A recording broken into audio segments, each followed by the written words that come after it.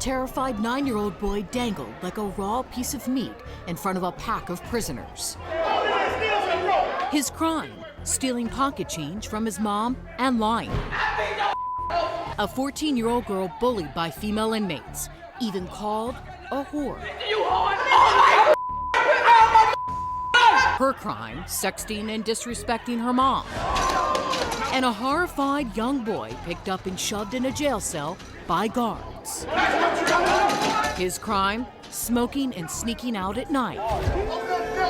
This right here is where you're gonna be if you don't change your life. These kids are serving a sentence handed down, believe it or not, by their very own parents. The parents have gotten to a point that they say, I need help, and I'm willing to come to law enforcement to get help. It's called Consider the Consequences, a controversial program in Bibb County, Georgia, that first gained national attention when this video went viral of Judge Verda Colvin delivering a stern warning to kids about what life is like behind bars. Is that what you want for your lives? Come on! Somebody raping you in the middle of the night because you're the new meat on the block. That's the reality. Consider the Consequences at its basic level is an attention grabber for kids who've gone awry. Kids who their parents can't connect with them anymore. Stop acting like you're trash. Care about your future. Be somebody. Anybody can be nothing. It's designed to prevent juvenile delinquency. Sheriff David Davis says it's a wake-up call for kids aged 9 to 17. We've had them start stealing. We have them being disruptive at home, being disruptive in school. So their adult loved ones see something in their behavior that shows that they're going down the wrong path. So it's intercede early to divert them into a different way of thinking and a different way of behaving.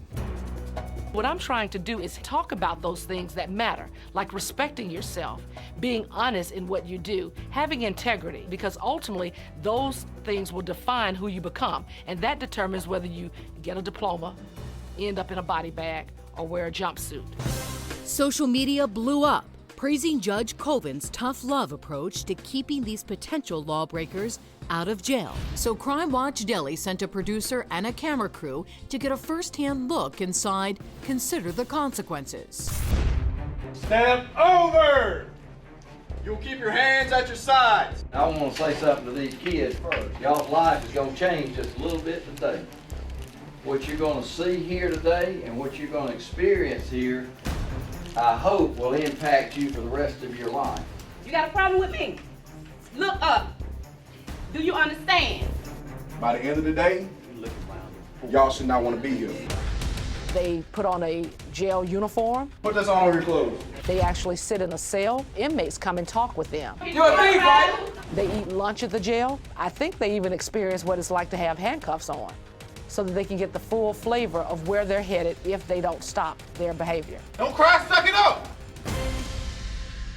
Certainly Consider the Consequences has some elements of the old Scared Straight program, but we don't have the part of Scared Straight where you have these big burly inmates just screaming at the kids.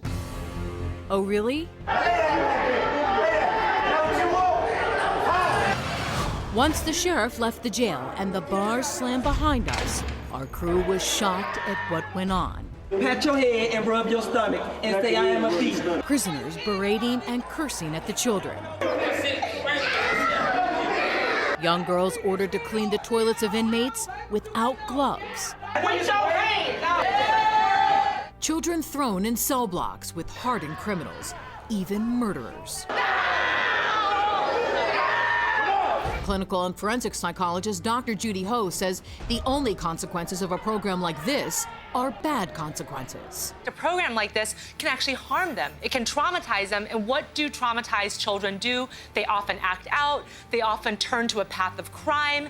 And as adults, they end up back in the system where they were just an observer. After reviewing the Consider the Consequences program footage at Crime Watch Daily, we thought we needed to come back here to the courthouse to sit down with the judge and with the sheriff to get their reaction. When we first told them about our footage, Bibb County actually emailed us back saying they had put the program on hold and launched an internal investigation. Now, the moment of truth. Were you surprised by this? There's some intense scenes in that, and sometimes the program is not meant to be on some levels that intense, but sometimes you have to reach these kids where they may be. Does anything in this video shock you at all? The only thing that's a little shocking is when the little boy is put up in the air, but I understand what they were trying to do, because they were trying to get him to go into the cell. The inmates were going to come out, and then he sit in that cell, and he wasn't going in. And so they were trying to, I guess, show their authority. That was a situation where it got a little bit, for lack of a better term, amped up. There could have been some harm that could have come to that young man. They could have dropped him. What about the part where the women are screaming into the 14-year-old girl's face, calling her a whore, using some intense language? They didn't put their hands on the girl. They didn't try to fight her or anything like that. But even the parents know when they sign up their children that, you know, coarse language is going to be used. This is what it's like to be in a jail. Do you think that those children needed that? The ones that you have in there, yes. I really applaud Judge Colvin for making this a priority. However, I don't really see the effects of the positive influence that she's talking about, and that really needs to be the core of a program like this. So, did the parents really have any idea of what's happening to their children behind bars? We went to the mom of that little 9-year-old boy, Travante Relford. Did they tell you what would happen during the program? He told me, you know, some things, but... What did he tell you? He told me that they went in the back and the inmates were yelling at the kids with the push-ups and things like that. And you're okay with that? Not really. Then Zenaida watches the video with her little boy. Wow. She's initially shocked, and Travante still seems traumatized. Do you remember that day?